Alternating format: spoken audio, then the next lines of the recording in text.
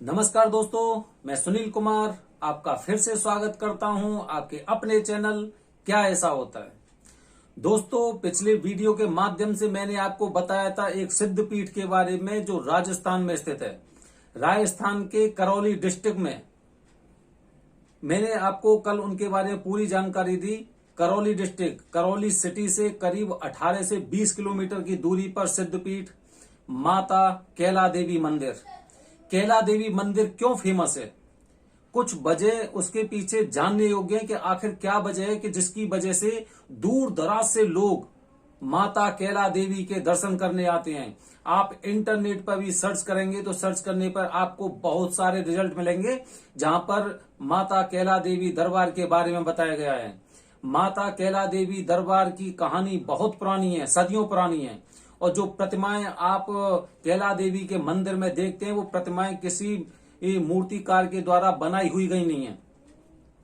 एक गुफा है जो कैला देवी का अभी जो मंदिर है, मंदिर से करीब 3 से 4 किलोमीटर की दूरी पर पहाड़ों के बीच में एक गुफा है जहां पर वो मूर्तियां मिली थी। और वो मूर्तियां वहां पे मिलने के बाद वहां के जो पुजारी को उनको सपने में आया था। ये कई सदियों पुरानी बात बता रहा हूं मैं आपको, आज से करीब 5 या 10 हजार साल पुरानी।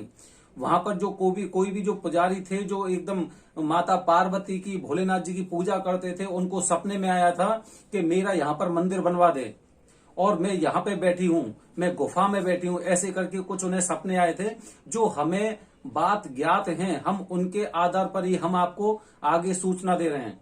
और हमारे चैनल का उद्देश्य कभी भी किसी धार्मिक भावना को भड़काने का या अंधविश्वास फैलाने का बिल्कुल नहीं है।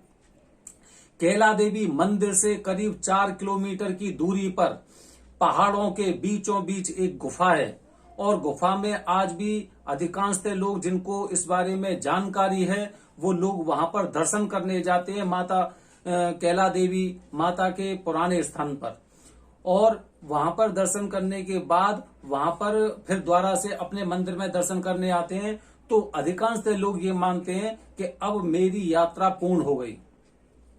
माता कैला माता ने आसपास के क्षेत्रों में, आसपास के लोगों में जो भी वहां पर दर्शन करने जाते हैं उनकी काफी इच्छाएं और मनोकामनाएं पूरी की हैं।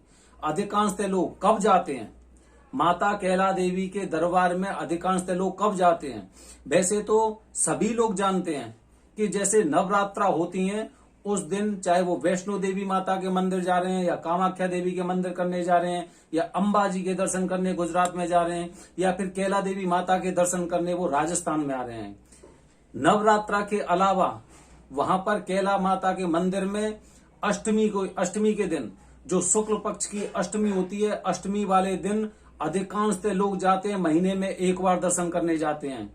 और कहा जाता है कि अष्टमी इनको बहुत ज्यादा प्रिय है। वहां पर जब लोग जाते हैं, उनके दर्शन करने जाते हैं तो बहुत से लोग एक दिन पहले चले जाते हैं, वहां पर रात में स्टे करते हैं और स्टे करने के बाद सुबह मंगला आरती के दर्शन करते हैं।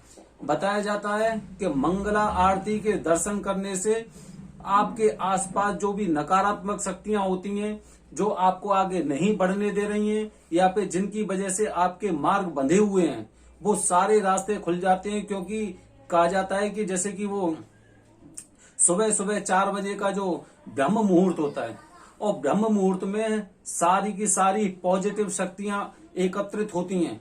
जितने भी सिद्ध पीठ या ज्योतिर्लिंग हैं, 4 बजे, 5 बजे, 5 और 6, 4 से 6 बजे तक जितनी पॉजिटिव शक्तियां होती हैं वो सारी की सारी ऐसे सिद्ध पीठों में और एकत्रित रहती हैं। और जो लोग इनके दर्शन प्राप्त करते हैं उनको वो कृपा एकदम सीधी जाती है, जिससे उनके ऊपर जो नकारात्मक शक्तियां होती हैं वो नकारात्मक शक्तियां एकदम खत्म हो जाती हैं। मंगला आरती के दर्शन अगर आपने किए हैं तो आप एक बात तो अपने ध्यान में रख लो, अपने जहन में बसा लो और विश्वास कर लो, क्योंकि विश्वास ही सबसे बड़ी चीज है कि अगर आपने मंगला आरती के दर्शन किए हैं, मंगला के समय मंगला जो आरती होती है वहां पर कैला देवी माता के आपने दर्शन किए हैं, उनकी पूजा की है, उनके दरबार में आपने मस्तक टेका है, तो आपके रास्ते को कोई रोकने वाली शक्ति नहीं है। क्योंकि सभी जैसे ग्रंथ होते हैं, पुराण होते हैं, वहां पर अधिकांश ऐसी जगह बताया जाता है जब वो गणेश जी का वध हुआ था, गणेश जी का मस्तक काट दिया गया था, तो इन्होंने महाकाली का रूप अपना लिया था। उस समय बताया जाता है कि जब ये पूरी तरह से एक चारों ओर हाहाकार मचा हुआ था, उस समय भोलेनाथ जी के समझाने के बावजूद भी और उनका क्रोध शांत नहीं हुआ था देवी माता का। इसलिए जब उन्हें ज्ञात हुआ कि दुर्गा माता या काली माता इस रास्ते से आ रही हैं, तो भोलेनाथ जी उसी रास्ते पर पहले ही लेट गए थे। ये हमने काफी, जैसे आपको जगह जगह पोस्टर भी दिखाई देते हैं और काफी जगह आपने ये बात पढ़ी भी होगी, सुनी भी होगी। उस रास्ते पे लेट जाते हैं और जैसे ही वहां से माता कैला माता वहां से गुजरती है, तो उन्हें पहले से ही आभास हो जाता है कि यहाँ पे भोलेनाथ जी लेटे हुए हैं और एकदम उन्हें अपने ऊपर बड़ा एक पश्चाताप सा महसूस होता है कि मैं ये कौन से रास्ते से जा रही हूँ, मेरी वजह से बाबा को धरती में लेटना पड़ा है। तब उनका क्रोध शांत हुआ है। तो इसका मतलब ये हुआ कि जब भगवान भोलेनाथ जी उनके क्रोध को शांत नहीं कर पाए, तो जब वो देती हैं छप्पर फाड़ के देती हैं और उनके द्वारा दी गई शक्तियां, उनके द्वारा दिए गए आशीर्वाद वो कभी भी निष्फल नहीं जाता है। अधिकांशतः वहां पे देखा जाता है कि सप्तमी और अष्टमी वाले दिन मेला लगता है और बहुत बड़ा प्रसाद नहीं चाहिए उनको कोई सवा मनी या फिर जैसे लोग वहां पे भंडारा करते हैं, ऐसा कुछ नहीं चाहिए उनको। जो कैला माता का मंदिर है, कैला माता के दरबार में उन्हें बच्चे बहुत प्यारे होते हैं, तो इसीलिए वहां पर एक मान्यता है कि यहाँ पे छोटे छोटे बच्चों को भोजन कराया जाए। अगर आप भोजन साथ में नहीं ले जा पा रहे हैं, तो उसके लिए आप वहीं से कुछ खाने पीने की वस्तुएं खरीद सकते हैं और छोटे छोटे बच्चों को वहां पे बिठा के खाना खिला सकते हैं। इसीलिए वहां की मान्यता है कि जो छोटे छोटे बच्चे होते हैं उन्हें बोला जाता है कन्या लांगुर। कन्या मतलब छोटी छोटी लड़कियां और लांगुर मतलब लड़के। तो छोटे छोटे बच्चों को वहां पे भोजन कराया जाता है। और अगर आपने ऐसे कुछ छोटे छोटे बच्चों को वहां पर भोजन कराया है, चाहे भली 2 हो, 4 हो, 6 हो, 10 हो, अपनी श्रद्धा के अनुसार, तो माता पार्वती, माता कैला देवी आपसे पूर्णतः खुश हैं।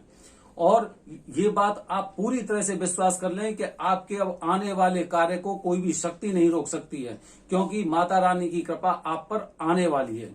तो दोस्तों, जब भी आप कैला माता के दर्शन करने जाएं, तो कम से कम आप वहां पर 1, 2, 3, 4 जो भी छोटे छोटे बच्चे आपको मिल रहे हैं, उन्हें बिठा के चाहे आप वहां से कुछ जलेबी, समोसे या कुछ भी ले सकते हैं। अपनी श्रद्धा के अनुसार उन्हें फल वितरण कर सकते हैं, वहां पर बिठा के उन्हें खिला सकते हैं। तो दोस्तों, माता रानी के दरबार में पहुंचकर अगर आपने कन्या लांगुर को भोजन कराया है या कुछ खाने पीने की चीजें दी हैं, तो ये मान लो कि आपकी यात्रा सफल हो गई और माता रानी कैला देवी माता आप पर पूरी तरह से प्रसन्न है। दोस्तों, अगले वीडियो में मैं आपको बताऊंगा कैला देवी माता दरबार के बारे में कुछ और अलग जानकारी। धन्यवाद दोस्तों। जय हिंद, जय भारत, हर हर महादेव। बोलो कैला मैया की जय, बोलो सच्चे दरबार की जय।